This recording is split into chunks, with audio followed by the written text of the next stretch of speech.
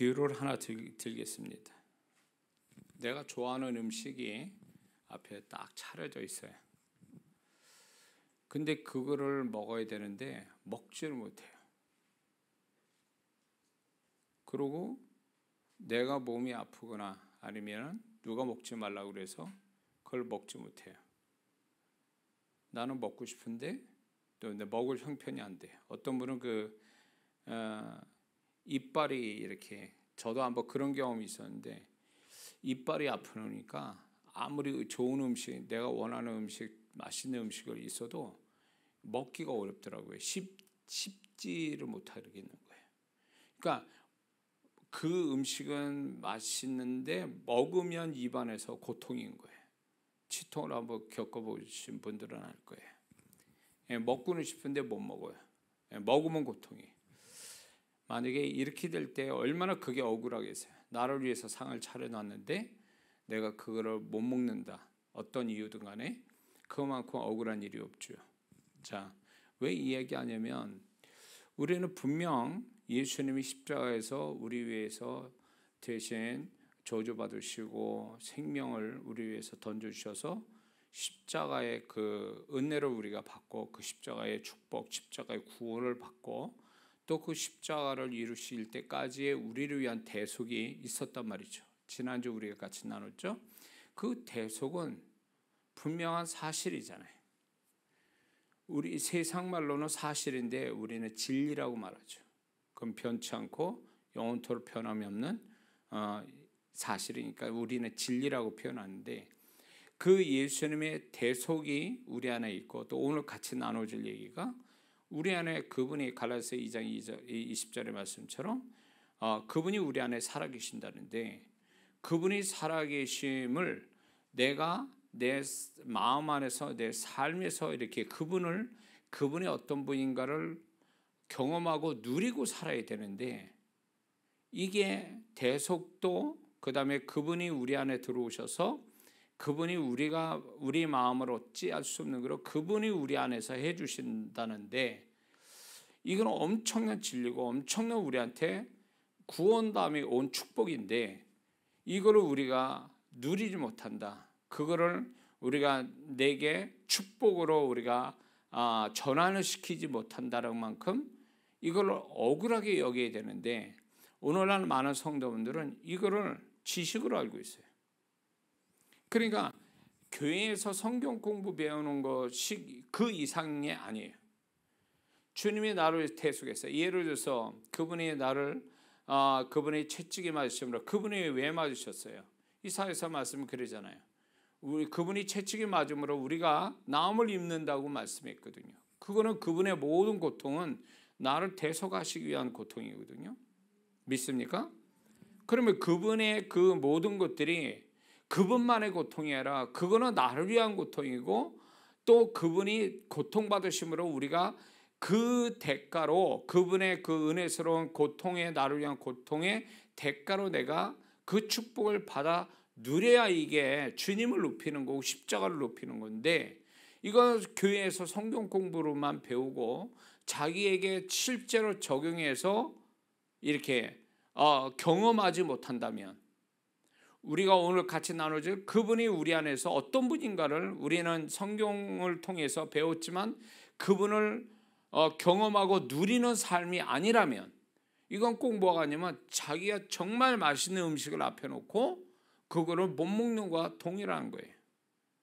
그런 음식을 앞에 놓고 못 먹으면 모든 사람이 속상해하죠. 내가 먹을 수 있는데 어떤 이유도 못 먹는 거에 대해서 그걸 안타까워 여기고 속상해하고 억울해하는데, 믿는 자들은 분명히 이게 진리인데, 이건 부인할 수 없는 진리인데도 불구하고 이 진리가 구경거리요 하나의 지식의 대상이 아니라 우리가 그걸 믿음을 통해서 누려야 되고 경험해야 될, 우리가 누리지 못하고 경험하지 못하는 것에 대한 억울함이 없다, 그 얘기예요. 거룩한 억울함이 없는 거예요. 그러니까 주님이 그 십자가에서, 우리가 고난주간에 부활절 지나갔지만 그 주님이 어마어마한 그 고통을 받으시는 것이 결국 우리가 오늘 살아가는 나에게, 구원받은 나에게 그분의 그 한 번의 고통을 통해서 우리의 모든 것을 이제 그분의 대속의 축복을 받게끔 그분이 겪으신 것들을 그분의 고통으로만 인식하고 그분을 누릴 줄 모르는, 경험할 줄 모르는, 그게 오로지 믿음으로 이루어져야 되는데 믿음은 없으니까 지식으로만 갖고 있는 거죠. 이거는 예수님의 대속이나 예수님이 내 안에서 살아 역사하시는 것들은 이건 사실이지만 이게 우리가 경험이 돼야 될 부분이거든요. 지식으로 알아줘야 될 내용이 아니라 경험이 돼야 되는 거예요. 그리고 그거를 누려야 될 부분이에요. 왜? 그분이 나를 누리게 하기 위해서 그분이 고통을 받으신 거고, 그분의 존재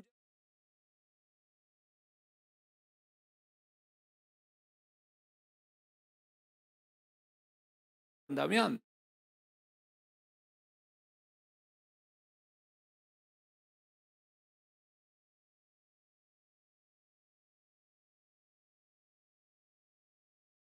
아버지가 뭔가 나한테 뭐 이렇게 내가 그 아버지의 아들이니까 뭔가 그 아버지가 나한테 주는 걸 혜택을 받고 누리는, 이게 아버지를 잘 만난 덕 아닙니까? 그런데 만약에 아버지가 안 줘, 그러면 또 반대로 아버지는 주려고 하는데 아들놈이 독립심이 강해가지고 난 그냥 나가서 그냥 생으로 노가다 하면서 내가 살겠습니다, 이렇게 한다면 독립심이 좋지만 한편으로 보면 그건 어리석은 거 아니에요? 아버지가 그만한 부자고 그 아버지가 자식을 위해서 돕겠다고 그러는데, 아니요 아버지, 나는 그냥 내가 나가서 그냥 노가다해서 살겠습니다 이러면서 진짜 세상 말로 개고생하면서 산다, 그거예요. 그렇게 되면 그 아들의 그런 결정이, 그런 태도가 과연 지혜롭고 그게 정말로 정말 잘 사는 거냐 할 때 아닌 거잖아요. 그렇죠? 동의하시죠? 근데 예수 믿는 사람이 이런 사람 많아요. 우리가 안 되니까 우리가 살아가면서 보세요. 우리가 살아가면서 얼마나 많은 일들을 겪습니까? 별별 일을 다 겪는데 그 별별 일 겪는 그 모든 문제가 벌써 예수님이 대속해 주신 것들이잖아요. 그분이 고통받아서 대속해 주신 거잖아요. 그래서 그분의 대속을 받아 누리라고 그분이 그렇게 고통받아서 우리에게 구원 다음에 그 소위 말하면 받아서 누리라고, 소위 말하면 뭡니까? 보험을 들었다고 그럴까? 비유로 들면 자식을 위해서 보험을 잔뜩 들어줬어요. 얘가 다치지 않게, 뭐 문제가 생기면 보험회사 통해서 보상을 받게끔, 문제가 딱 터지면 보험회사에서 이렇게 방어해주고 보호해주도록 그렇게 안전장치를 부모가 다 해줬다, 그 얘기예요. 근데 예수 믿는 사람이 그런 주님이 그렇게 해주신 것을 우리가 살아가면서 겪는 모든 것들이 주님의 대속 안에 있는데, 우리는 그거를 믿음으로 취하여 그거를 정말로 예수님의 대속이 얼마나 크고 축복스러운가를 경험하고 그분의 십자가를 높이고 그분을 영광을 돌려야 될 우리가 그렇게 안 한다, 그 얘기예요. 기껏 하는 게 뭐예요? 그냥 눈물 지면서 한숨 지면서 기도하는 게 최고예요. 그러면 예수님의 대속은 어디 갔냐 이거예요. 예수님의 대속에 대한 믿음은 어디 갔어요? 기도할 믿음은 있고 대속에 이 예수님의 대속을 믿는 믿음은 없어. 오늘날 성도들은 그거 아니에요? 그리고 그분이 우리 안에 살아계셔서 우리 안에 계시고 우리 삶에 같이 계셔서 그분이 어떤 존재라는 것을 그분이 드러내고 싶어 하신데, 그거는 오로지 내가 그분을 믿는 믿음이 있어야 그분이 나타나는데 그분을 믿는 믿음이 없어요. 그리고 뭘로 하냐? 자기 선한 성품을 해요. 자기 선한 의지, 선한 성품으로 감당해요. 그럼 뭐예요? 그 안에 계신 주님은 완전히 골동품인 거예요. 어디다 써먹지 못하는. 응? 그게 뭐 밥을 줍니까? 뭘 줘요? 액세서리가 무슨 밥을 줘요? 뭘 줘요? 응? 뭔가 이렇게 실용적이지 못하다는 거죠. 그러니까 많은 믿는 성도들이 신앙생활 잘하는 성도들도 보면 이게 교회생활 율법적으로 착실한 성실한 교회생활로 인정받고 칭찬받고 율법적 행위로 칭찬받는 거지, 정말 믿음을 통해서 정말 이렇게 주님이 대속해 주신 거, 또 내 안에 계신 주님을 누리는 거, 그 다음에 약속의 말씀이 그것이 실제화되는 거, 이런 걸로 사는 그리스도인이 얼마나 되겠냐고요. 교회 안에서. 응? 모든 게 구원이 믿음이면 나머지도 믿음인데 믿음을 쓰질 않아요. 믿음을 어디에서만 쓰냐? 교회 나오는 믿음, 교회 기도하는 믿음이에요. 헌금하는 믿음. 그 외에 무슨 믿음이 있어요? 응? 그것도 그나마 이 믿음도 없어. 바닥난 믿음이다 보니까 교회 안 나와, 헌금하는 거 아까워해, 기도를 안 해. 그러니까 믿음에 대해서 부도난 성도들이 교회 안에 얼마 많냐고. 그러니 이런 믿음을 가진 자가 대속의 믿음, 예수님이 내 안에 계신다는 믿음, 그분의 약속이 어디에서나 내가 믿고 붙잡으면 그 말씀대로 된다는 믿음을, 그 수준까지 가는 믿음이 정말 되겠냐 그거예요. 안 돼요. 우리끼리 그냥 아우 집사님, 권사님, 장로님 이러지 실제로 하나님 보실 때 다 그냥 도토리 키재기에 다 똑같아. 그러니까 구원의 믿음을 받아놓고 왜 더 나은 믿음을 가지고 살아서 그분을 누리고 그분의 축복을 더 풍성히 받아야 될 사람들이 이 믿음이 없는 거예요. 이게 지금 대속의, 지난주에 같이 나눴던 이 대속의 축복도 그렇구나 지식적으로 아는 것 뿐이지 정말 자기 삶에 그거를 적용해 보냐고요. 그분이 제일 길게 대속해 준 게 뭐라 그랬어요? 가난이라고. 그분은 그럴 이유가 없는 분이에요. 온 세상이 다 그분 것인데 가난하게 되시면 우리를 부욕케 하심이라고 그랬잖아요. 그러면 그분의 부요를 우리에게 주시기 위해서 긴 시간을 가난을 대속하셨다면 우리는 그만큼 그게 얼마나 우리에게 부욕케 하시려고 예수님이 얼마나 긴 시간 동안을 가난으로 사셨는가, 이 고통을 질고로 아신다 그래요. 질고. 가난을 해서 고통받은 걸 아신다 그 얘기예요. 그거를 우리가 받아 누려야 이게 정말 그분을 높이는 건데 그분이 그렇게 사셨네? 그걸로 끝. 그러니까 이게 지식일 뿐이지 믿음은 아닌 거예요. 믿으면 실상이 나와야 되는데 믿질 않으니까 실상도 없는 거예요. 지식으로만 갖고 있을 뿐이에요. 지식이 무슨 능력이 돼? 지식이 실상을 만듭니까? 성경은 믿음이 실상을 만든다고 그러지 지식이 실상을 만든다는 얘기 안 해요. 근데 우리는 착각에 빠져 있는 거죠. 내가 착하게 사니까, 뭐 교회 성실히 다니니까, 내가 기도 좋아하니까 이런 걸로 인해서 그냥 신앙생활 잘한 걸로 알고 있어요. 물론 그게 잘못된 건 아니에요. 그러나 그게 이거 대속에 믿는 믿음, 내 안에 계신 주님을 누리는 믿음, 약속의 말씀을 성취케 하는 믿음, 그 수준이냐 이거예요. 거기까지 갔냐 그거예요. 거기까지 못 가는 믿음이면 아주 멀은 거지. 신앙생활 20년 30년 하면 뭐하냐고 그 수준까지 안 올라가 있는데 정말 진짜 우리가 믿음을 써야 될 때는 그거 아니에요? 이런 믿음 아니냐고. 대속의 믿음, 약속에 성취되는 믿음, 내 안에 내 삶에 같이 계시는 그 어마어마한 그분을 누리는 믿음, 이게 있어야 되는데 이 믿음은 어디 갔냐고. 기껏해야 기도하는 믿음 외에는 뭐 그 이상의 믿음이 뭐가 있냐고. 이게 주님의 고통이에요. 또 다른 고통. 오늘날 우리를 보시면서 주님이 고통받는 마음이 바로 이런 것 때문에 그런 거야. 이런 것 때문에. 기껏 그 영혼을 위해서 예를 들어서 이거죠.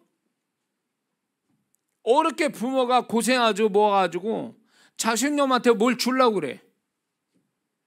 부모가 정말 쇠 빠지게, 정말 진짜 그 경상도표현으로 쇠 빠지게 해가지고 자식한테 고생 안 시키려고 뭘 준비하고 주려고 그러는데 이 자식놈은 그게 관심 없어.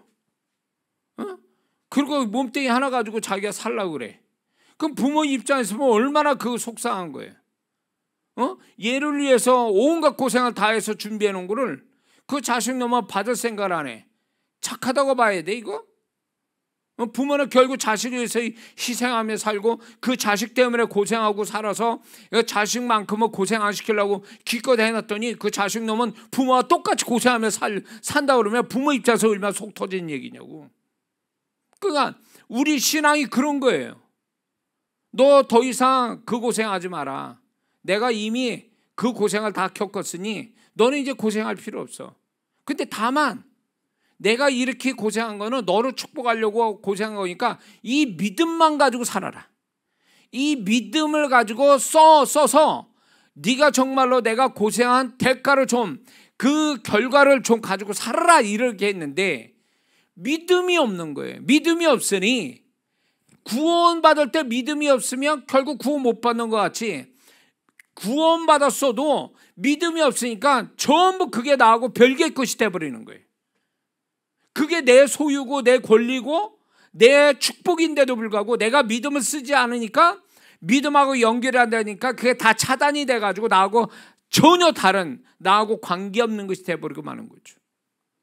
그러니까 이 주님이 그것 때문에 우리를 보시면서 슬퍼하시고 안타까워하시고 속상해하신 이유가 여기 있어요. 착하게 살면 뭐하냐고. 믿음이 없는데 자기 선한 성품으로 착하게 산다고 주님이 칭찬하실 것 같습니까? 구원이 믿음이면 나머지 죽는 것도 믿음으로 죽는 건데 우리는 그러면 살아가는 동안에 믿음으로 살아서 믿음으로 기쁘게 해드려야 할 우리의 신앙이 믿음이 하나도 없어. 그냥 착한 행실, 습관적인 어떤 신앙 행위 그거 외에 없어. 문제가 생기면 그때 가서 이제 하나님 찾는 거죠.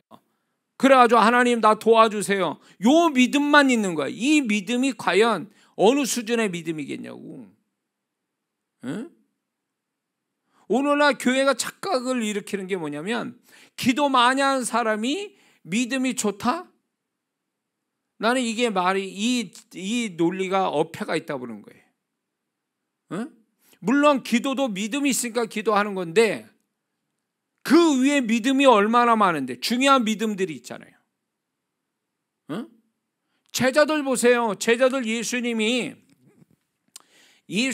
제자들에게 능력을 주셨잖아요. 전도할 능력, 귀신을 쫓을 수 있는 능력, 병 고친 능력 주셨어요. 그리고 예수님이 오병이어를 띄어서 감사기도 하고 또 띄어서 줬더니 제자들이 그 믿음 가지고 사람들은 5,000명 넘는 사람을 먹였잖아요. 그거 나눠줬잖아요. 이것도 믿음이 있으니까 되는 거지 그냥은 안 되는 거예요. 자, 제자는 이런 믿음이 있었어요. 여기까지. 근데 거기까지야 믿음은. 이 믿음 위에 믿음이 뭐예요? 예수님이 야 내가 대세상에 맞아서 고난받아서 죽은 다음에 3일 만에 부활한다. 이걸 몇 번 얘기했어요. 근데 믿었습니까? 제자들은 안 믿었어요. 주님이 부활했다는 말도 안 믿었다고. 부활한 주님이 만난 그 여자들이 가서 얘기도 안 믿었다고 그 사람들은요. 그러니까 예수님의 부활을 믿는 믿음은 아예 애초부터 없었던 사람들이에요. 이 제자들은요. 그러니까 주님이 그들의 마음의 완악함과 믿음 없음에 대하여 책망했다고 그랬잖아요. 부활하신 다음에. 오늘날 성도들이 그거 아니에요? 잔잔한 자질구레한 믿음은 있어. 근데 정작 중요한 믿음은 없어. 더 큰 믿음은 없다고. 더 큰 믿음을 가지고 살려고 하지도 않아. 시도하지도 않아. 그러면 뭐가 있을까요? 주님이 뭘 얘기하실 것 같아요? 마음이 완악하고 믿음이 없는 자들아. 이렇게 얘기하시지 않겠냐고. 응? 하도 목사님들이 부드럽게 설교들 하니까 성도분들이 어떤 면에서 착각을 일으켜요. 본인이 그렇게 하는 게 잘한 줄 알고 있어요. 응? 신앙에 자기가 지금 어느 수준에 와 있는지 주님의 시각으로 자기를 봐야 되는데, 목사님 설교로, 그런 설교로 자기 수준을 보니까 나는 괜찮은 것처럼 보이거든. 응? 그 신앙이 신앙이냐고. 주님도 그렇게 생각하시겠냐고. 바리새인 서기관들이 종교 지도자가 그게 신앙이냐고. 유대인들한테 인정받고 칭찬받았지만 주님이 뭐라 그랬어요? 그들의 행위만 아니라 마음이 완전히 악해지고 위선과 가증과 죄악으로 똘똘 뭉친 그들에 대하여 적나라하게 책망하고 있잖아요. 너희들은 신앙도 아니야, 너희들은. 이렇게 얘기하시는 거 아니에요? 주님의 판단이 정확한 거 아니냐 말이에요. 계시록 7교회들이 자기네들은 잘한다고 생각했겠지. 근데 주님은 책망하고 계셨잖아요. 응? 그들이 주님이 책망할 줄 알았으면 그렇게 했을까요? 책망받을 줄 모르니까 그렇게 한 거라고. 그거는 결국 어디에서 온 거냐면 자기끼리 신앙을 그냥 인정해주고 잘한다고 칭찬해준 게 결국 주님의 책망을 받는 신앙이 되고 마른 거 아니에요? 주님이 중요한 거예요. 우리 자신이 자아도취가 돼가지고 자기 스스로 잘한다고 생각하거나 옆 사람 볼 때 내가 비교해보니까 내가 좀 나, 이게 중요한 게 아니라고. 그 옆에 있는 성도가 나를 칭찬한다고 그래서 그 신앙이 잘하는 신앙도 아니라고. 근데 우리는 지금 그러고 있어요. 주님을 만나본 적이 없으니까. 주님의 음성을 제대로 들어본 적 없고 주님의 마음을 받아본 적 없으니까 그런 착각을 일으키는 거예요.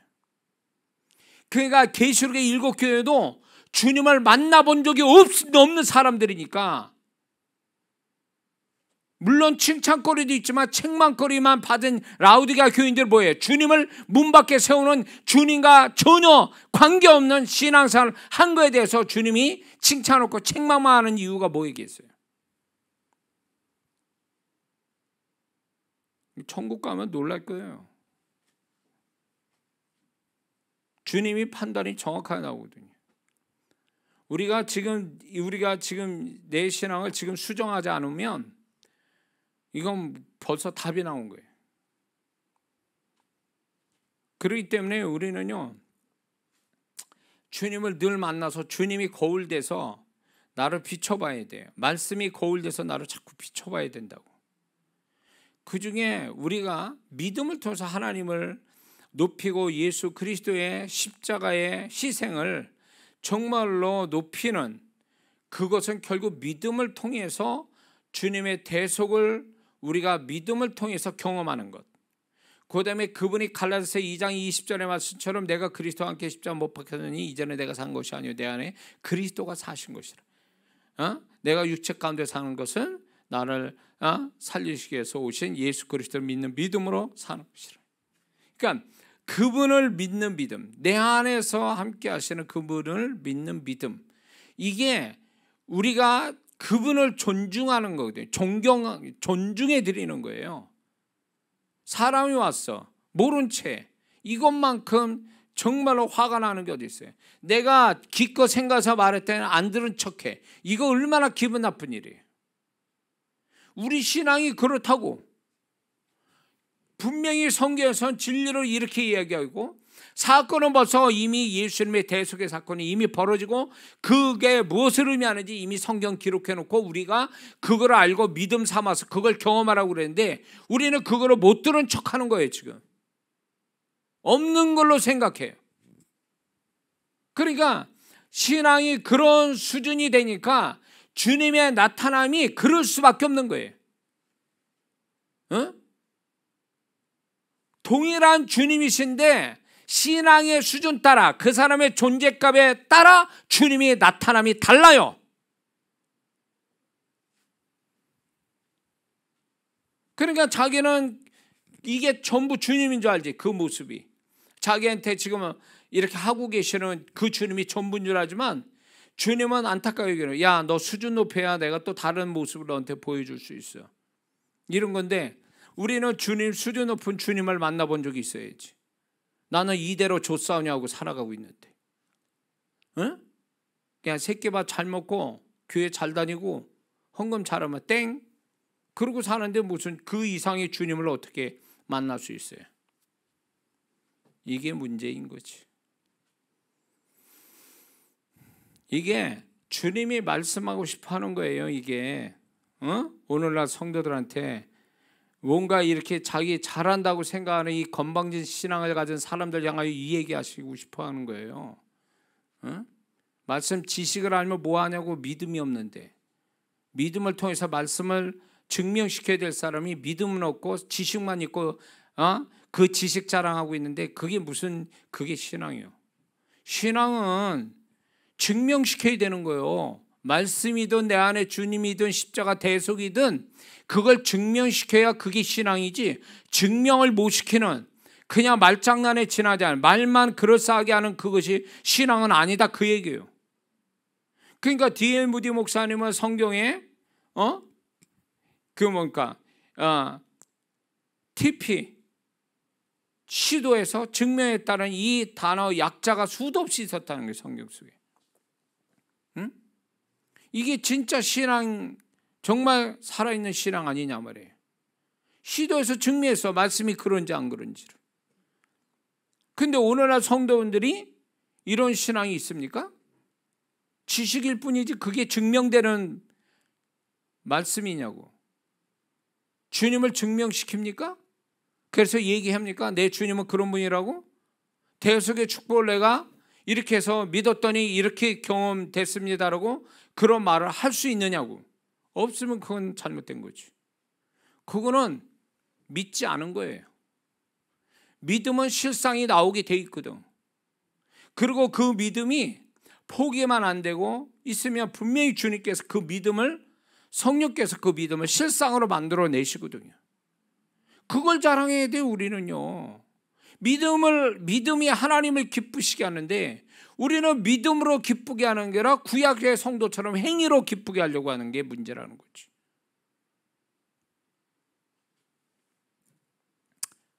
자, 이게 주님이 가지신 마음이 오늘날 우리 성도를 향한, 이거 정말 중요합니다. 그러니까 이 뭡니까? 너무 지식적으로 가고 행위로 치우쳐가고 또 한쪽은 또 체험만 그렇게 하고 있어요. 체험만. 영적 체험을 너무 좋아해서 그렇게만 해요. 그게 체험 자랑하고 있어요. 진리를 믿음으로 인해서 증명시키는 일을 왜 안 하냐 그 얘기예요. 뭘 봤네 들었네 이런 사람 많거든요. 제가 그런 사역을 하는 사람이다 보니까 그런 사람 부지기수예요. 평신도부터 사역자부터.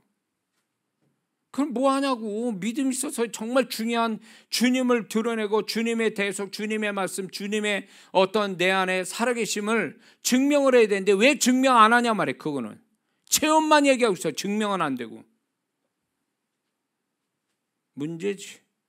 이 모든 것들이 결국 보면 주님을 만나서 주님의 어떤 그 음성, 주님의 판단 이런 것들을 경험하지 못하니까 지금 이러는 거예요. 그 근본적인 원인은 여기 있어요. 주님을 만나서 끊임없이 주님과 소통하면서 주님이 거울 돼서 내게 지적도 하시지만 지적 안 해도 주님과 교통하면 그분이 내 거울이 돼서 나를 비춰보게 되고 그걸로 인해서 주님의 그 수준이 나를 보게 하면서 내가 수준이 주님이 볼 때에 나는 이 수준이 아니구나. 좀 더 주님이 원하는 수준으로 가야 되겠구나. 이게 자동으로 오게 돼 있어요. 이게.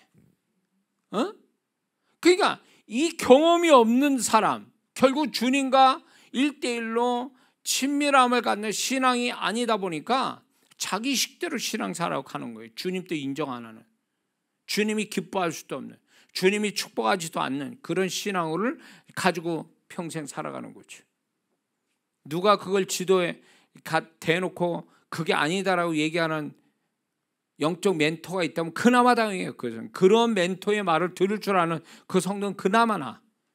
근데 그런 얘기를 하면 벌써 골치 아파하고 뭔가 그렇게 그런 신앙으로 가기에는 벅차고 그냥 이대로 조사하는 여기서 끝내고 싶고 이런 식으로 가는 성도들이 대부분이에요. 그러니까 큰 길로 가는 성도지 좁은 길로 가는 성도가 아니라.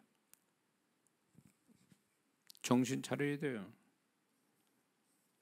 정말 이게 내가 얘기하고 싶어 얘기하는 게 아니에요. 지금 내용이 한 줄인데 지금 저 설교 내용은 이거 한 줄로 돼 있다고. 지금 그냥 한 줄 얘기가 아니잖아요. 지금 그러니까 주님은 이렇게 뭐랄까, 주님은 말씀하고 싶어요. 좀 이렇게 주님과 뭐 달라고 그런 기도하는 성도하고는 얘기하고 그런 얘기는 안 하실 거예요. 왜냐하면 들을 마음도 없고 들을 귀가 없으니까 그런 성도는. 근데 뭔가 주님은 말씀하고 싶어요. 어? 들을 게 있고 주님의 음성을 들을 여유가 있고 들을 귀가 있는 성도한테 주님은 좀 말씀하고 싶어 하는데, 적어도 그 영혼에 대해서. 근데 이런 성도가 많지는 않은 거예요. 그러니까 주님은 하고 싶지만 벙어리가 되신 거예요. 강제로. 얘기해도 들을 귀가 없는 성도니까 어디다 대고 얘기해요. 그러니까 주님이 굉장히 답답해 하시는 거예요. 강제로 벙어리 되신 분이에요. 그분은. 응? 조금 마음 열고 그분과 소통하는 자라면 주님이 굉장히 기쁘게 얘기하실걸요. 쉼 없이 얘기할걸요. 나보다 더. 근데 그런 주님을 듣냐고. 내 얘기하기도 바쁘고 주님 내 사정만 알아달라고 난리를 치는데 주님이 얘기하신 거 들을 기가 있냐고. 내 문제 해결해 달라고 지금 그 음성만 듣기를 원하지, 주님이 어떤 마음으로 나의 존재나 나의 신앙에 대해서 얘기하고 싶은 것들에 대해서 들을 마음이 있느냐고. 없으니까 그분은 아예 들을 마음 없고 들을 게 없으니까 아예 말씀하고 입이 있으셔도 말씀 안 하시는 벙어리가 되신 거예요. 이 정답이요. 지금 제 얘기하는 게. 에? 자, 그래서 이건 이제 서론이고요. 그러니까 믿음을 가지고 주님의 대속을 경험하는 게 주님을 높이는 거예요. 십자가를 높이는 거라고. 그리고 그분이 부활하셔서 영으로 지금 우리 안에 계시는 그분을, 내가 그분과 소통하고 그분을 누리고 그분이 나를 지배하도록 만드는 것, 그게 그분을 높이는 거라고. 어? 그래서 착한 성품 가진 사람이 주님 경험 못할 확률이 훨씬 높아요. 성질이 개떡 같은 사람보다도. 왜 그럴까요? 성품이 좋은 사람은요, 주님 의지하지 않아요. 자기의 성품이 괜찮으니까. 근데 성품이 아주 개떡같이 자기 성품이 안 좋다라고 하는 사람은 자기가 그게 또 발동이 될까 봐 주님을 의지하죠. 그러니까 오히려 그런 사람이 주님이 더 잘 나타나는 거예요. 응? 예수님이 육체로 계실 당시에 누가 주님 만났습니까? 내 문제가 있다고 하는 사람들이 주님 앞에 나와서 주님 경험한 사람들 아니에요? 나머지 군중들은 뭐예요?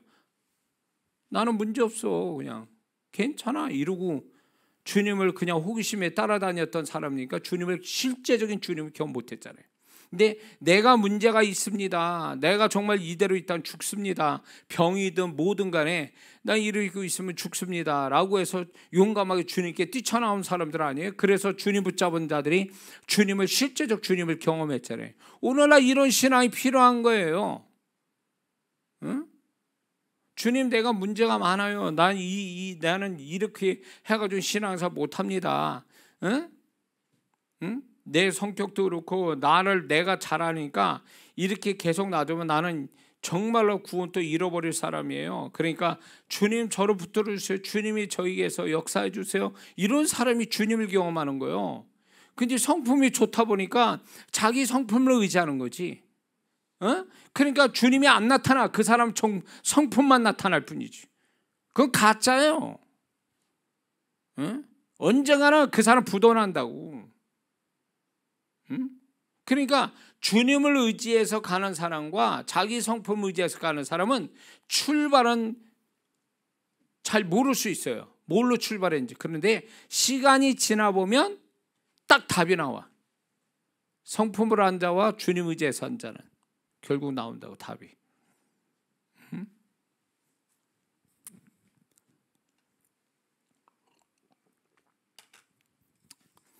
자, 주님이 우리 안에 들어오셨다는 걸 믿습니까? 갈라디아서 2장 20절에도 분명히 말씀하고 계시죠. 그리고 분명히 골로새서 1장 26절 27절을 보면 이 비밀은 만세와 만대로부터 감추어 준 것인데 이제는 그의 성도들에게 나타나고 하나님이 그들로 하여금 이 비밀의 영광이 이방인 가운데 얼마나 풍성한지를 알게 하려심이라. 이 비밀은 너희 안에 계신 그리스도니, 너희 안에 계신 그리스도신이 곧 영광의 소망이라. 너희 안에 그리스도신이. 그러니까 그 주님이 우리 안에 있다는 거 분명히 말씀하고 있거든요. 바울을 통해서 분명히 그분이 우리 안에 계셨다는 거, 분명히 우리 안에 구원받아 들어오셨다는데, 그분이 어떤 분이냐? 골로새서 1장 19절, 2장 3절, 9절, 10절에 보면 이런 말씀이 있어요.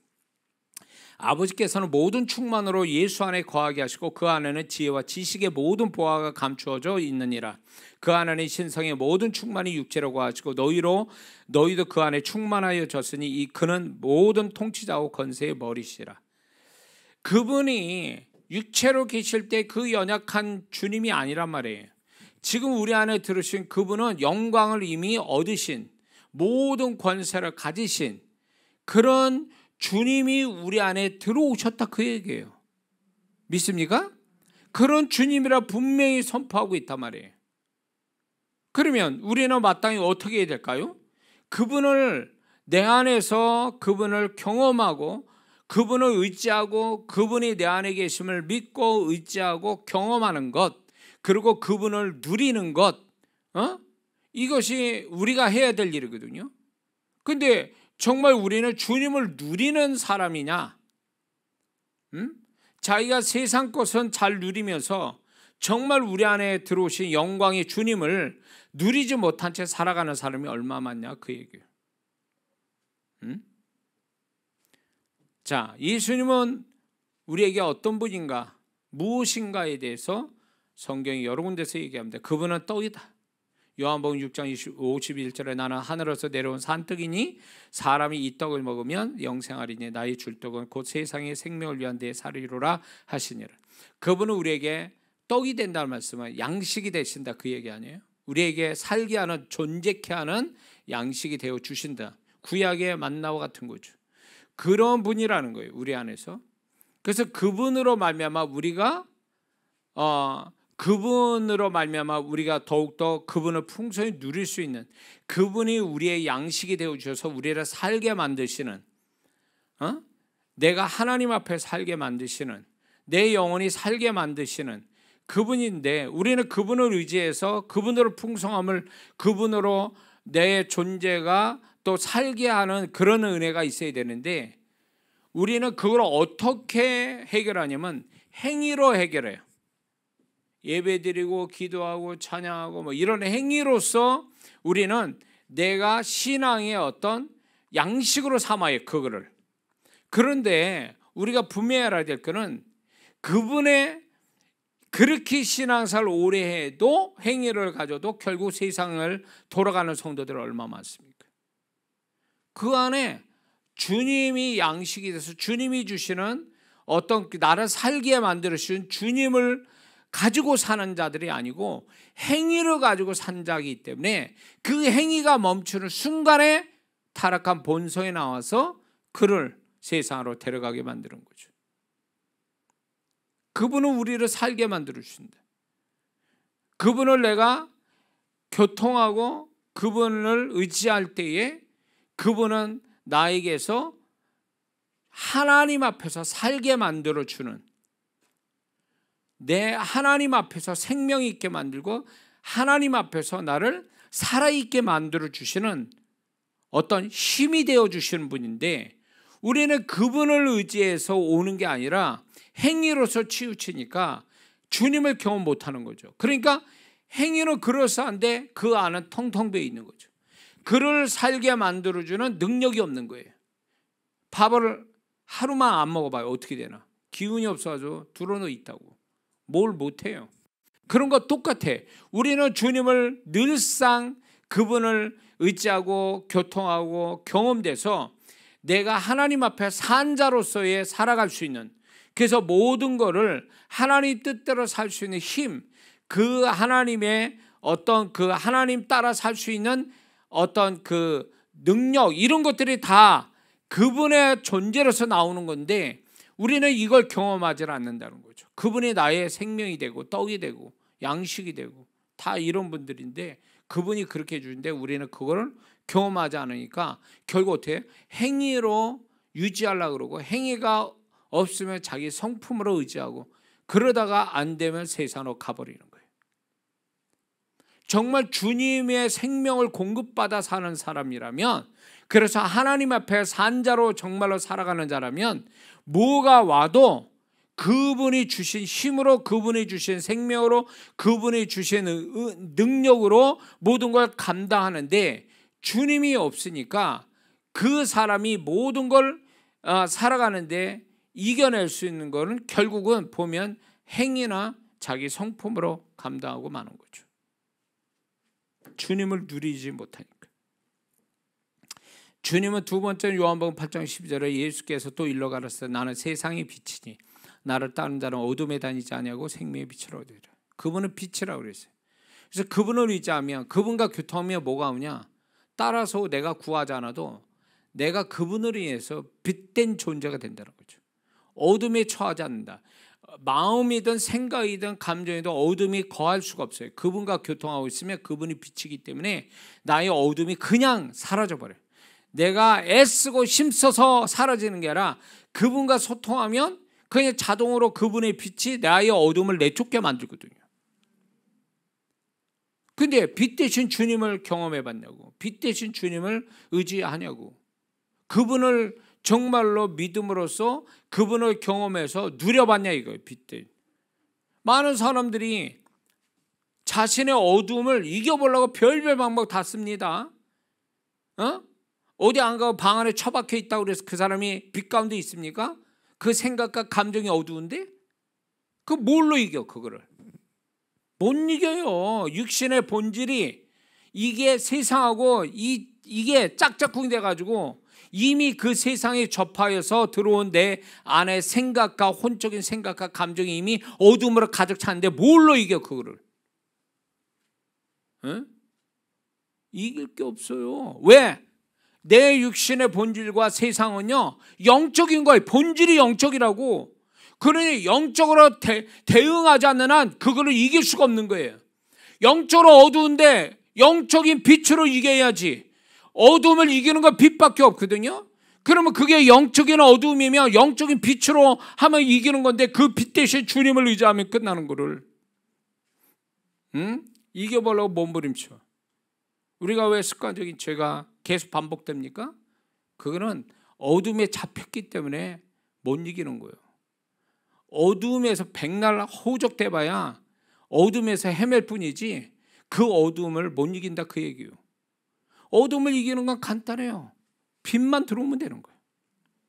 빛이 어둠보다 강하잖아요. 그러니까 빛 대신 주님, 빛 대신 말씀, 이게 딱 들어오면 되는 거를 우리는 그 방법을 놓치고 가는 거예요. 이거를 안 해.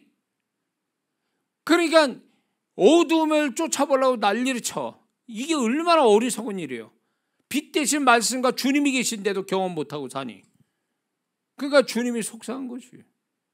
응? 누리라고, 네가 나를 누려라. 내가 어떤 존재인지 그 모든 너의 약점에 그거를 바꿔줄 수 있는 나다 말이지. 그러니 너는 나만 누리면 모든 게 끝난다라는 거예요. 그게 결국 주님처럼 되는 비결인데 우리는 그거를 누릴 줄 모르는 거지. 응? 그분은 또 문이에요. 요한복음 10장 9절에 내가 문이니 누구든지 나로 말미암아 들어가면 구원 얻고 또 들어가며 나오면 꼴을 얻으리라. 그분은 들어가는 모든 들어가고 나가는 것에 그 사이에 있는 문이다라는 거예요. 가운데 있는. 소위 그분으로 인하여 모든 게 나오기도 하고 들어가기도 하고 한다 그 얘기예요. 하나님 것이 나오기도 하고 또 우리가 모든 것들이 그분을 통해서 간다 그거죠. 그래서 우리 예수님의 이름을 걸고 하는 거 아니에요. 응? 그래서 그분이 우리의 모든 것에 열린 문이 되어 주시는데, 우리는 그분의 이름을, 주님의 이름을 부르기 매일 불러도 모자란 판에 우리는 안 부르죠. 가끔가다 기도할 때나 하고, 어떤 사람이 일주일 내내 주님 없이 살다가 주일날 와서 주님의 이름을 부르고. 그러니까 그 사람한테 문이 될 수가 없는 거예요. 열린 문이 아니라 그 사람은 항상 주님을 찾지 않고 주님의 이름으로 두드리지 않으니까 그 사람은 항상 닫힌 문이 있는 거예요. 그분은 문인데도 불구하고 주님이 열린 문이 아니라 닫힌 문이 되는 거죠. 그러니까 얻지는 못하는 거예요. 나가지도 들어가지도 못하는 거예요. 그분은 또 선한 목자라고 말씀하죠. 요한복음 10장 14절에 나는 선한 목자라, 내가 내 양을 알고 양도 나를 아는 것 같이 아버지께서 나를 아시고 내가 아버지를 아는 것 같이 나는 양을 위해서 목숨을 버리노라. 그러므로 그분은 우리의 선한 목자라고 그랬어요. 그분은, 목자는 양을 이끌고 가는 거거든요. 안전하게 또 건강하게 보호해 주는, 이런 게 선한 목자인데, 주님이 우리의 목자 되어 주신다. 그래서 그분이 내 안에서 내 삶에서 이끄셔요. 어떻게 하냐? 내 안에서 내가 어떤 생각이나 이런 걸 할 때 나를 이끄신단 말이에요. 더 좋은 길로, 나의 생각에 영감을 주면서 좋은 길로 이끌어 가시는 거예요.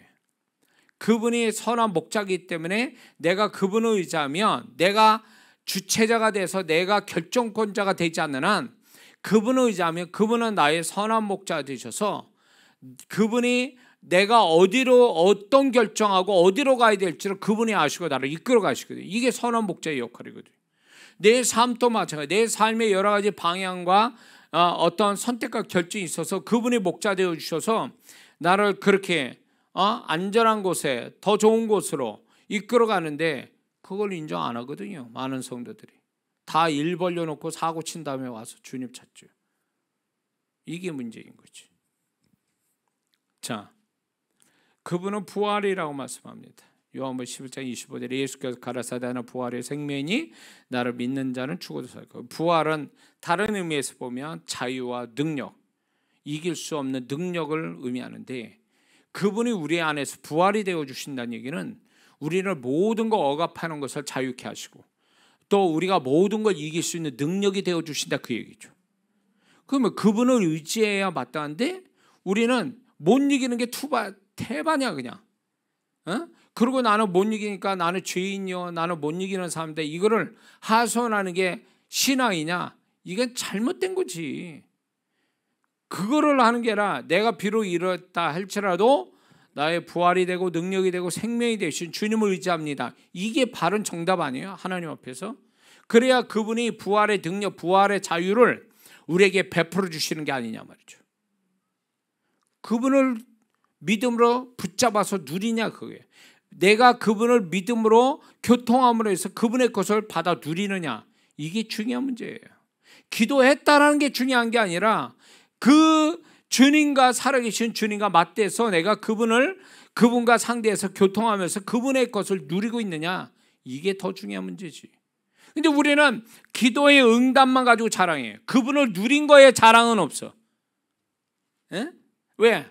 안 나타나거든. 그게 다른 사람 볼 때 그게 별로 시시하고 와닿지 않으니까 그런 거에 얘기를 안 해요. 할 수도 없고 경험도 없고. 그러니까 뭘 경험해요? 보여지는 것 가지고 얘기하잖아요. 보여지는 거 가지고. 그분은 우리의 길이라고 말씀합니다. 요한복음 14장 6절 예수께서 가라사대 내가 곧 길이 진리요 생명이니 나로 말미암지 않고는 아버지께로 올 자가 없느니라. 그분은 우리가 어디로 가야 하는지에 대한 그분의 길이 되어 주신다는 거죠. 그래서 그분은 내가 인생 살면서 수많은 길을 우리가 걷고 거기서 결과를 보고 이렇게 사는데, 그분만이 하나님 아버지께 안전하게 도착할 수 있는 유일한 길이거든요. 그래서 우리는 그분의 길을 따라 가는 것이 마땅한 인생이거든요. 근데 예수 믿고도 주님이 이끄신 길로 가는 게 아니라 지 멋대로 길을 가다 보니까 사고 나는 거예요. 그리고 하나님 책임져 달라고 그래요. 그건 잘못된 거지. 응? 그러니까 그분의 어떤 분인가를 아예 모르는 거예요. 이런 거를 사실을 모르는 거예요. 그분이 내가 원하는 것, 내가 원하는 모든 것 되어주고 계심에도 불구하고 우리는 그분이 모든 것 되어주시는 것을 붙잡고 그분으로 말미암아 뭔가 이루는 게 아니라 그분이 누군지도 모르는 데다가 내 안에 들어온 주님도 모르고 그 주님을 또 믿음으로 의지하지 않고 찾지도 않으니까 결국 다른 걸 주님 대행으로 다른 걸 찾는 거죠. 요즘 시대에 결혼하면 부모 대행해주고 하객 대행해준 사람 많다며요. 돈 주면 별벽에 다 대행으로 갑니다. 별 희한한 대행이 다 있어요. 그러니까 예수 믿는 사람이 주님으로 말미암아 누려야 될 거를 주님 대신할 것들을 가지고 사는 거죠. 주님이 가슴 칠 일이에요. 이거는. 야, 내가 시퍼렇게 너 안에 있고 내 삶이 있는데 너는 어떻게 나는 안 붙잡고 엉뚱하고 붙잡고 살아가냐, 이렇게 얘기하시는 거죠. 그분은 포도나무라고 말씀합니다. 요한복음 15장 1절, 내가 참 포도나무여 내 아버지는 그 농부라 우리는 그의 가지. 이 표현하신 게 뭐예요? 우리가 가지고 그분의 줄기고 포도나무의 뿌리와 줄기라고 그러면 결국 가지는 포도나무의 뿌리에서 올라오는 영양분을 먹고 사는 존재다, 그 얘기죠. 그러므로 그분이 우리의 모든 것의 영양분이 되어 주시는 분이거든요. 그분으로 말미암아 우리가 살고 그분으로 말미암아 열매를 맺는 거거든요. 열매도 두 종류가 있어요. 자기 성품에서 나온 열매가 있고 주님으로 말미암아 맺혀진 열매가 있어요. 세상은요 요걸 구분 못 하거든요. 그 사람 성품의 열매인지 주님의 열매인지. 그러나 주님은 가려내신다는 거예요. 세상 사람 저 사람 착해, 저 사람 은혜스러워, 그게 그 사람 성품으로 그런 건지 주님으로 말미암아 그런 건지 누가 아냐고, 누가. 근데 여기서 이 요한복음 15장은 뭘 얘기하는 줄 아세요? 포도나무이니 그 가지는 뭘 맺어야 돼? 포도 열매를 맺어야 돼요. 존재가 이미 포도나무면 포도 열매를 맺는 게 당연한 거예요. 그러면 우리가 포도나무에서 영양을 먹고 있다면 결국은 포도 열매를 맺는데 그 포도는 결국 어디서 나오냐면 예수 그리스도에서 나온 예수 그리스도의 것이에요. 그게 하나님이 높임을 받으시는 거예요. 내 아무리 선한 성품, 하나님 뭐라 합니까? 인간의 의인은 더러운 옷과 같으니 하나님은 못 입는 옷 같아. 인정 안 해주신다는 거예요. 그러니까 그분의 것이 나올 때만이 비로소 네가 예수 닮는 그 뭔가가 열매가 있구나, 그걸로 인정하고 하나님 기뻐하신다, 그 얘기예요. 내 선한 성품. 자, 예를 들어서 겸손의 그 사람이 겸손의 열매를 가지고 있어요. 겸손을 통해서 뭔가를 이루어서 사람에게 은혜 끼치고 하나님을 높여요. 그 겸손하고 인간의 성품의 겸손과 주님의 겸손으로 뭔 열매를 맺어서 세상 사람 구분 못합니다. 그거 그러나 하나님만 가려내셔요. 저게 예수님의 성품으로 만들어진 겸손인지 자기 성품을 만들어진 겸손이 그 구분해내신다는 거죠.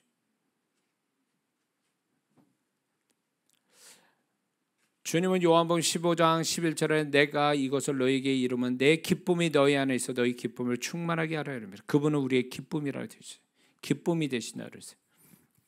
그래서 그분이 우리에게 기쁨이 되어 주시기 때문에 우리가 슬프거나 낙심되고 괴로울 때에 우리는 세상에서 그런 기쁨을 줄 거로 찾는 것보다 내 안에 이 모든 걸 초월해서 기쁨 주시는 그분의 기쁨을 구하는 게 이게 하나님을 높이는 거고 정말로 아무것도 없어도 기뻐할 수 있는 그 능력을 우리한테 주신다 그거예요. 돈 안 들이고 경험하는 거예요. 믿음만 있으면. 근데 우리는 이 기쁨을 믿는 자가 어렵고 힘들고 눈물 나고 이래 기쁨을 갖자고 엉뚱한 데 다니는 거죠. 믿는 자가. 예를 들어서 아주 극단적으로 술집 다니고 노래방 다니고 세상 사람 만나서 떠들고 술 먹고 아니면 뭐 재미난 데 가서 그걸로 기쁨 얻으려고 그래요.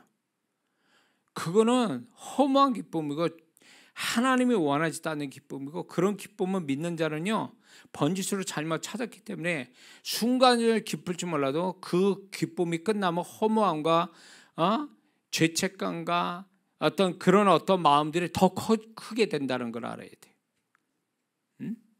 그걸로 기뻐하는 게 아니에요. 그분 자체가 기쁨이니까 내가 그분을 의지하고 그분과 교통하면 자연히 나도 모르게 그분의 기쁨이 나를 지배한다, 그거예요.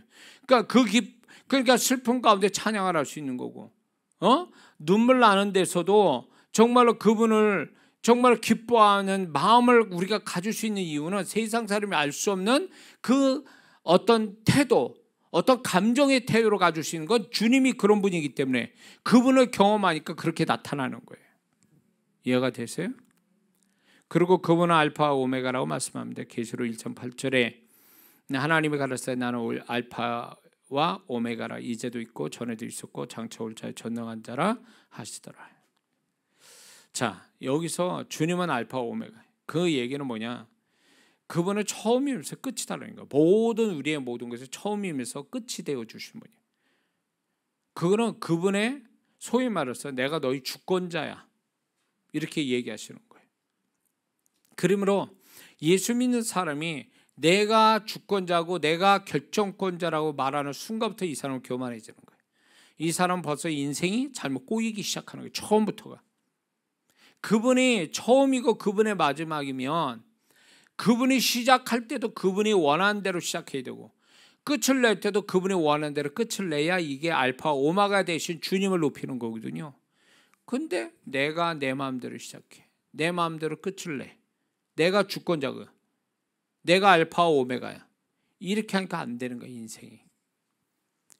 그 사람이 설령 자신이 알파요 오메가로 이렇게 해서 뭔가 만들어냈어도 하나님은 영광 안 받으세요. 그 사람에 대해서 내가 도무지 더 모르겠다, 이렇게 얘기하세요. 왜? 그분이 개입된 것만 영광을 받으신 분이에요. 그분이 개입되지 않는 것은 영광을 안 받으신다, 그 얘기예요. 자, 그 다음에 그분은 요한복음 13장 1절에 6월절에 예수께서 자기가 세상을 떠나 아버지께로 돌아가실 때 이를 줄 아시고 세상에 있는 자기 사람들을 사랑하실 때 끝까지 사랑하시라. 그분은 우리에게 사랑의 근원이 되세요. 사랑의 근원이 되셔서 그분을 의지하면 정말 우리가 용서 못할 게 없고 사랑 못할 게 없는 거예요. 우리의 좁은 마음, 타락한 마음 가지고는 누구도 진정으로 사랑하지 못해요. 부모 자식 관계로도 사랑할 수 없어요. 그분의 사랑이 내 안에 붙잡힐 때, 그분의 사랑이 내 안에 있을 때 주님 같은 사랑을 우리가 할 수 있는 거죠. 인간의 사랑은 흠이 있다고, 부모 자식 관계로도. 그렇기 때문에 흠없는 순전한 사랑은 주님에게만 있어요. 그분을 의지할 때 우리는 순전한 사랑을 가지고 살아갈 수 있다는 거죠. 그리고 또한 그분은 십자가에서 또 이렇게 얘기하시죠. 누가복음 23장 34절에 이에 예수께서 가라사대 아버지가 저희를 사하여 주옵소서, 자기 하는 일을 하지 못해. 그분은 용서의 근원이 되신다는 거죠. 그래서 그분을 의지하면 그분의 마음으로 우리는 누구도 용서할 수 있는 마음이 생긴다는 거죠.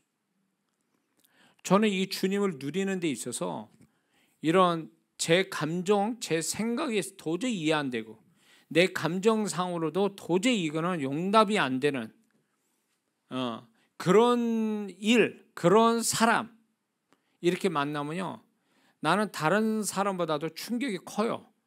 그 부분에 대해서 다른 사람보다 훨씬 강도가 세져요. 저 자신이.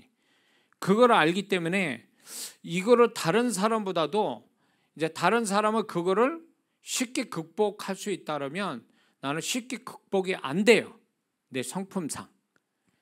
그러니까 제가 이제 이거를 뭘로 했냐면, 그래서 내 안에 계신 주님을 내가 붙잡고 주님을 누려야 된다. 주님을 경험해야 된다. 주님이 나의 마음을 다스려 주셔야 된다. 그 어떤 부분에. 그래가지고 이거를 얼마나 기도한지 몰라요. 기도할 때마다 주님, 이런 주님이 제 안에서 역사 주세요. 내가 안 됩니다. 이거 도저히 안 됩니다. 끊임없이 그분이 내 안에서 나타나기에 바라시면 어느 순간부터 자유해져요. 어느 순간부터 거기서부터의 내가 전에 육적으로 가졌던, 혼적으로 가졌던 그 감정들, 생각들이 사라져버려요. 그리고 내가 아닌 다른 생각, 다른 감정이 들어와요. 이게 주님 거거든요. 그래서 그 사람을 만약에 그 사람을 용서해야지 100번, 1000번 결단하고 또 의지를 발동해서 그럴 필요 없다는 거예요. 주님을, 이 용서의 주님, 사랑의 주님을 붙들고 끊임없이 주님 붙잡는 게 훨씬 효과적이에요. 훨씬 유익해요. 근데 엉뚱하게 못 찾죠. 자기 성품을 의지하는 거죠. 나는 그럴 수 있어. 난 저 사람 사랑할 수 있어. 난 용서할 수 있어. 이런 거죠. 해봐요. 그게 되나? 안 돼요. 근데도 불구하고 어떤 식으로 결론? 자학해요 또.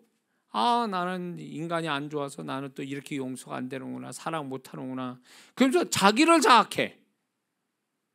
그리고 이제 자학이 넘쳐 또 뭐가 되냐면 탓을 하게 되죠. 저 인간은 원래 내가 사랑하지 못하게 저렇게 한 거야 저거. 이러면서 상대방 그 일을 그래 내가 사랑할 수 없게 저렇게 해버린 거야 저거. 그러면서 그걸 합리화시키고 탓을 해버리죠. 그러면 그렇게 해서 해결되냐? 아니요, 해결 안 돼요. 그 사람 마음 안에서는 계속 시간이 가도 그 사람이 그 사람을 괴롭히죠. 그렇게 사는 거예요. 또 사람들이 그게 인생이라고 생각해요. 아니요, 예수 믿는 사람은 주님이 계시는데 주님을 의지하고 붙들면 이 모든 것을 다 극복이 아니라 여기서 아예 자유해지거든. 이런 주님이 계신데 왜 이 주님 붙들 생각 안 하고 왜 엉뚱한 데서 그렇게 헤매고 도냐 그거지. 근데 이게 참 놀라운 게 제가 경험해. 주님을 이렇게 경험을 이렇게 저는 이게 청년 때 이 비밀을 알고 있었어요. 그래서 청년 때부터 제가 이게 적용을 이렇게 했는데 뭐가 있냐면 이게 주님을 의지해서 주님이 경험되면 경험될수록 그 속도가 빨라져요. 그분이 나타나심이. 아세요? 안다고 아멘 해주세요. 예. 모른다고 이렇게 멀뚱멀뚱 있으면 참 무안해요 제가. 예. 또 아는 사람 있어야 얘기가 되지. 이거 뭐 나는 지금 외국어 말하는 게 아니니까. 그러니까 이게 처음에는 제가 최초로 경험된 게 누구를 용서를 해야 되는데 교회에서 집까지 가는데 한 20분 거리, 20분 내내 길에 걸어가면서, 그때 뭐 차가 어디 있어요, 걸어가면서 계속 그 부분에 대해서 주님을 붙들고 그 마음 달라니까 집에 딱 도착할 쯤 되니까 이제 그 마음이 주님의 마음이 나를 잡더라고요. 근데 그게 반복이 되니까 너무 속도가 빨리 오는 거예요. 그분의 것이 너무너무 신기한 거예요. 그러면서 제가 주변에 얘기할 때도 이거는 내가 아니야. 내 안에 주님이 그렇게 만들어주고 계셔. 제가 그걸 간증하는 거예요. 그게 또 이제 내 것이라고 하면은 내가 교만해지고 하나님 영광 가리는 것이 되니까 사람들이 나를 칭찬할 때 아니요, 내가 아니에요. 내 안에 그분이 그렇게 하고 계세요. 이렇게 얘기하는 거지. 이게 기계와 같아. 기계는 처음 거보다도 많이 쓸수록 기계가 좋아지죠. 똑같아요. 주님을 계속 의지하고 주님을 계속 찾게 되면 그래서 경험이 되잖아요. 그러면 그게 시간이 갈수록 반복되면 속도가 빨라져요. 그분의 역사하심이. 그러니까 제가 이제 영적 사역할 때도 영감 받아서 사역을 할 때 처음 이거 할 때 20년 전에 할 때는요. 한 사람을 그 10분을 했다니까 제가. 그러니까 밤새도록 하는 거지. 사람 얼마 많지도 않은데 해야 되니까 막 밤새도록 하는 거야. 한 사람 붙잡고 10분, 뭐 5분만 이렇게. 근데 이게 반복이 되다 보니까 하나님 불쌍히 여기시고 은혜 주시는 게 하면 할수록 속도가 빨라지는 거예요. 그러면서 나중에는 딱 보자마자 영감이 오는 거죠. 그 수준까지 가는 거예요. 그러니까 이런 어떤 주님을 경험하는 것이 반복되면 반복돼서 그 사람한테 굉장히 유리한 게 그분이 나타남이 속도가 빨라지고 강도가 세진다는 거. 이 경험해야 될 줄 믿습니다. 그분은 뭐라고 말씀하냐면 그분은 우리의 안식이다. 마태복음 11장 28절에 수고하고 무거운 짐진 자라 다 내게로 오라 내가 너희를 쉬게 하라. 그분은 우리의 안식이란 말이에요. 그래서 저는 요즘 주님의 안식을 구해요. 주님의 안식 저한테 주세요. 막 이렇게 제가 생각하는 게 많아지니까 사람이 이게 쉼이 없는 거예요. 이렇게 마음에. 예. 그래서 여러분들은 저를 볼 때 어떻게 편해 보이십니까? 시간이 널널하게 이제 사는 것 같이 보입니까? 이게 생각이 많아지니까 생각이 많아지고 하나님이 뜻을 이루어야 되는 어떤 목표가 있고 거기에 순종해야 되고 상황을 붙잡고 가야 되니까 제가 우리 교회에서 이런 걸 붙들고 가니까 이게 마음에 쉼이 없어요. 복잡한 생각이 많은 사람은 쉼이 없거든. 마음에 안식이 없어요. 그럴 때 저는 이 주님을 붙잡아요. 주님의 안식 저에게 주세요. 그리고 주님이 이제 내가 너를 맡아줘. 이제 그 부분을 내가 맡아줄게라는 그 시그널이 안식이에요. 그래서 안식이 올 때까지 해야 돼. 안식이 오면 주님이 이제 이 부분은 이제 맡아주시는구나. 그 편안함이 오고 또 자유함이 와요. 이게 굉장히 중요해요. 이게 경험이거든. 이건 아무도 몰라. 주님과 나만의 비밀이거든. 이게 있어야 돼요. 나와 주님만의 비밀.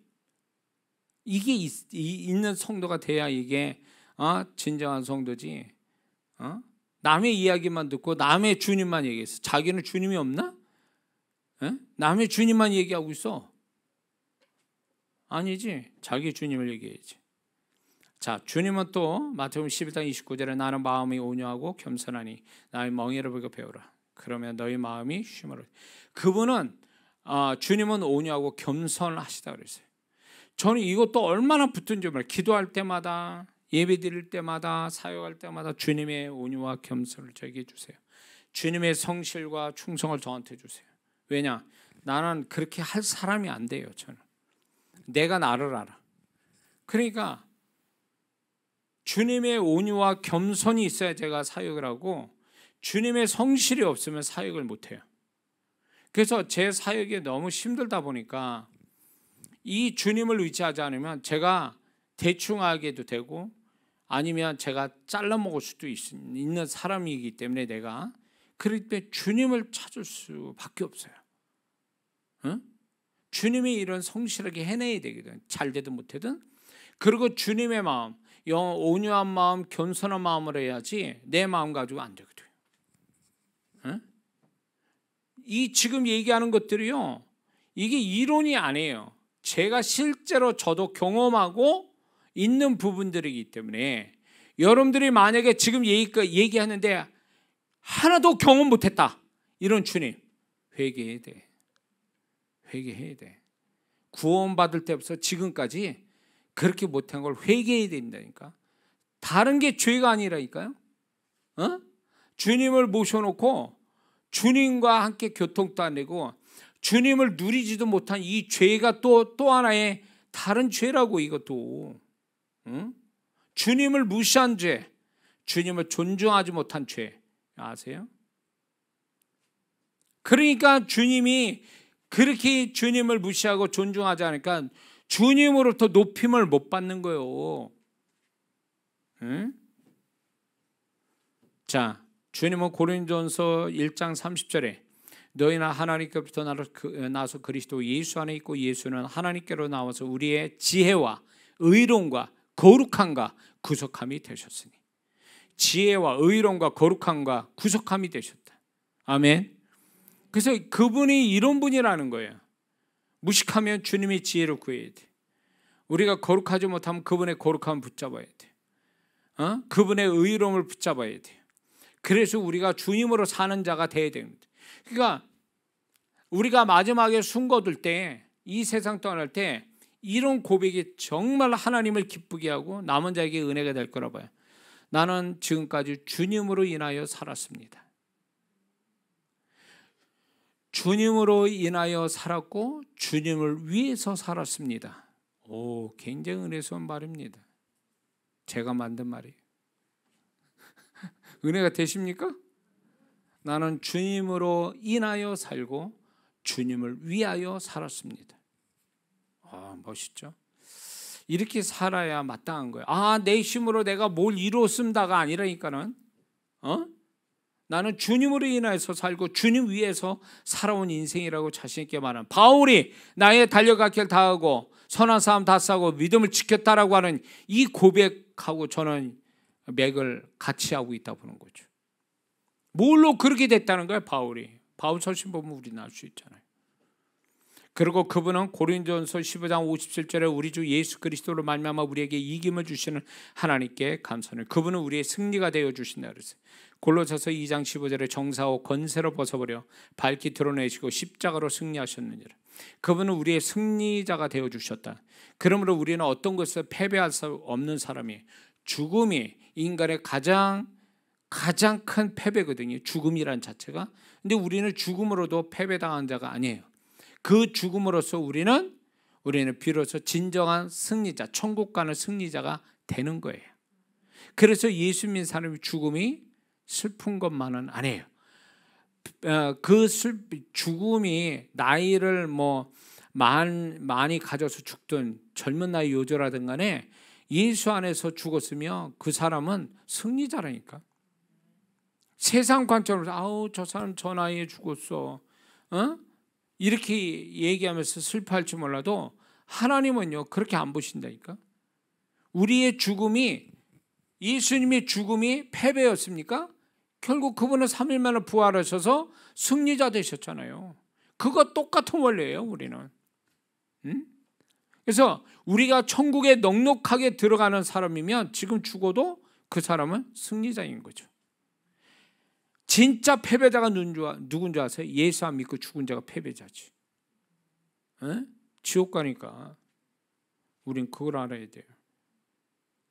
그분은 우리에게 골로새서 1장 27절에 하나님이 그들을 하여금 이 비밀의 영광이 이방인 가운데 어떻게 풍성한 것을 알게 하라 하심이라. 이 비밀은 너희 안에 계신 그리스도이시니 곧 영광의 소망이시라고 얘기하세요.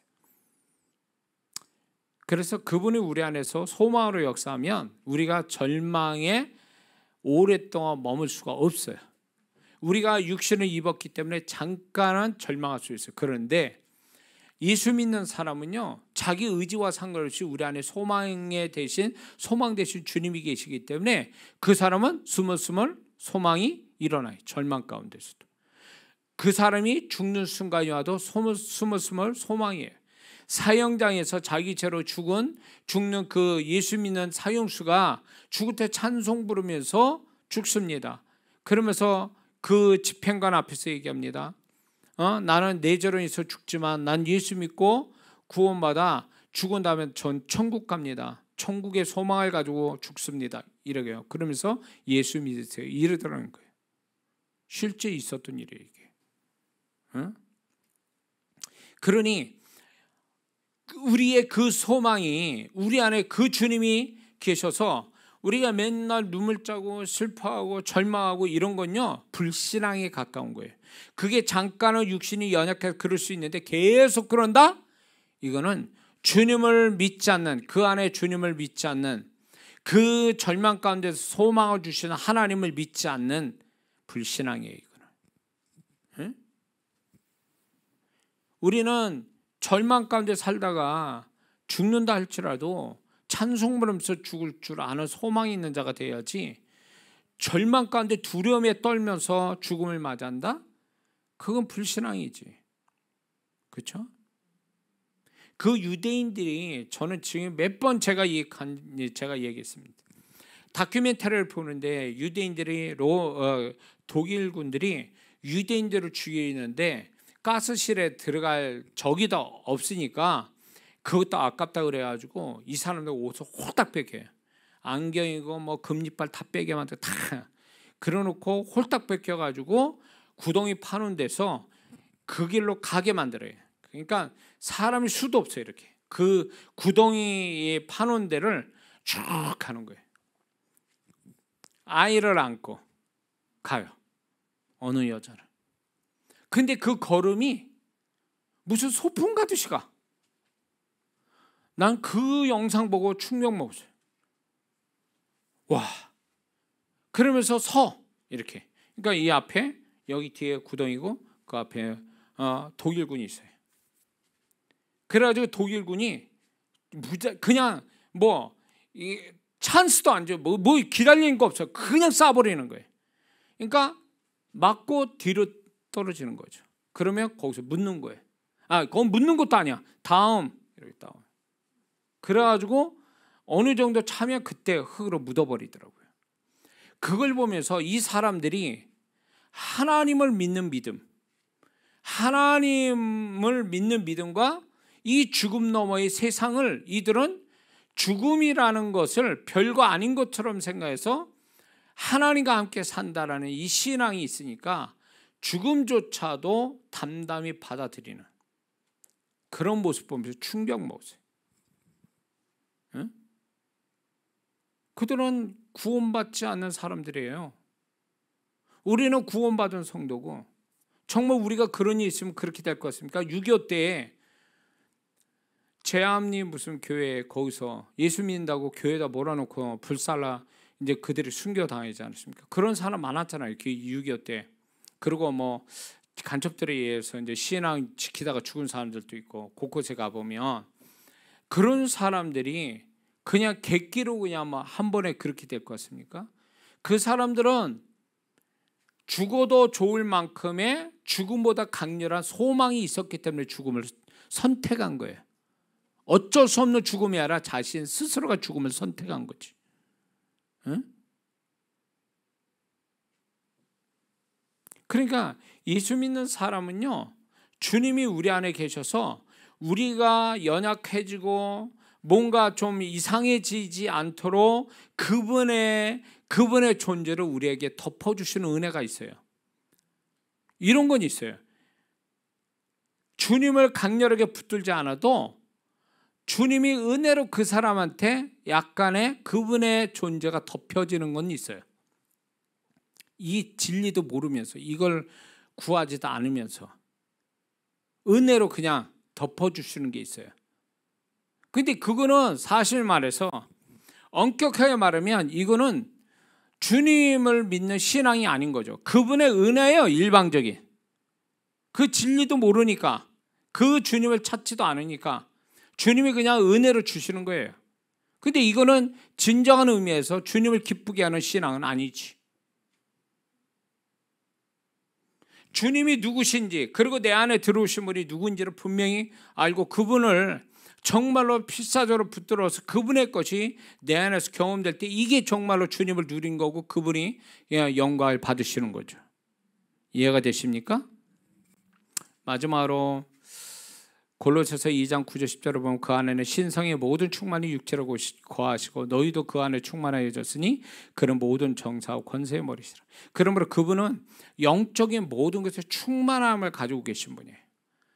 그래서 그분이 우리를 영적인 더 깊은 데로 이끌어 가게 만들어 주신 분인데, 우리는 주님을 의지해서 주님의 세계, 주님이 이끄시는 영의 세계, 영적인 어떤 경험, 영적인 충만함을 갖는 신앙이 아니라 많은 사역자나 이 성도들이 자기가 노력해서 뭔가 체험했다라는 것 때문에 자기 의로 삼고 그게 자기 교만으로, 영적 교만으로 발전하는 거죠.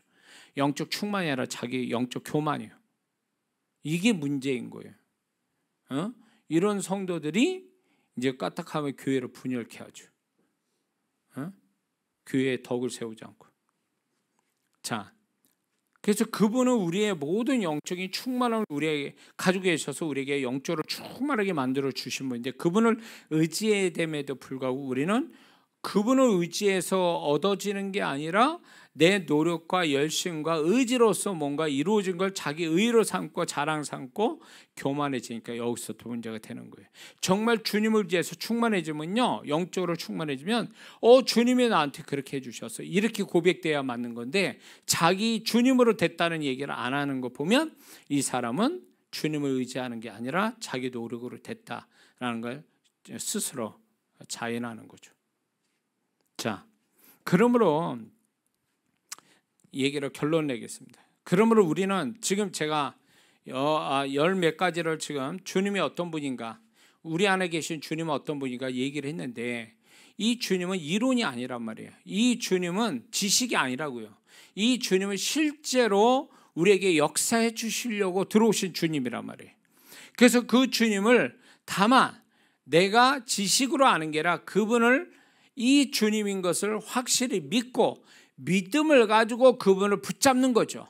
그분과 소통하는 거죠. 그분 존재를 찾는 거예요. 내가 내가 이게 필요합니다, 저거 필요합니다, 세상 살아는데 이걸 구하는 게 아니라 주님 존재를 필요로 한다고. 주님 그 존재 자체를 나는 필요로 합니다. 나는 이게 더 중요합니다. 이게 나한테 축복입니다. 이런 사람한테 주님이 역사하시는 거예요. 그러니까 이런 걸 구하라는 거지, 이런 거를. 주님 존재를 구하라는 거예요. 근데 주님 존재가 아니라 또 엉뚱한 데 자꾸 그냥 세상 거 구하고 이러니까 얻기는 얻었지만 그 사람이 그러면 주님을 닮아가느냐? 아니요. 기도는 결국 그 사람이 뭔가 세상 거를 얻기 위한 수단일 뿐이지 주님을 닮아가는 과정 내지는 주님을 닮아가는 수단이 기도가 아니라는 얘기예요. 그러니까 기도 응답받고 딴짓거리하는 사람이 한두 명이 아니죠. 왜? 기도 응답받고 딴짓하는 사람은요, 그 기도를 통해서 주님을 경험하지 않고 수단으로 여겼기 때문에 그렇게 인간의 타락한 본성이 복을 받고 난 다음에 화장에 들어갈 때와 나올 때 다르듯이 그렇게 돼버리게 하는 거예요. 그래서 그 사람이 정말 기도를 제대로 한 사람인가 아닌가는 그 사람이 기도 응답받고 축복받은 다음에 어떻게 하는가를 보면 알 수 있어요. 그 다음에 어떻게 하는가. 무슨 말인지 알겠죠? 자, 그래서 우리가 좀 더 수준 높은 신앙을 가져야 돼요. 기도에서 뭔가 내가 필요한 걸 얻는 그 믿음의 수준에서 약속의 말씀이 내가 믿음으로써 성취를 보는 믿음, 예수님의 대속의 축복을 믿음으로 인해서 대속의 증명을 하는 믿음, 그리고 내 안에 계신 주님을 믿음으로 말미암아 그 주님을 누리는 어떤 역사, 이거가 높은 수준의 믿음이란 말이에요. 이 믿음을 우리가 가지고 살 때에 주님이 얼마나 기뻐하시겠어요. 근데 믿음 없으면 안 이루어지거든. 이거는 지식이 있다고 되는 것도 아니고. 그래서 주님을 높이려면 경험해야 돼. 믿음으로 경험해서 누려서 하나님을 높여야 돼요. 할렐루야. 그런 신앙을 가지고 이 믿음으로써 여러분들이 그런 축복을 풍성히 매일 보기를 주의 이름으로 축원합니다. 기도하겠습니다.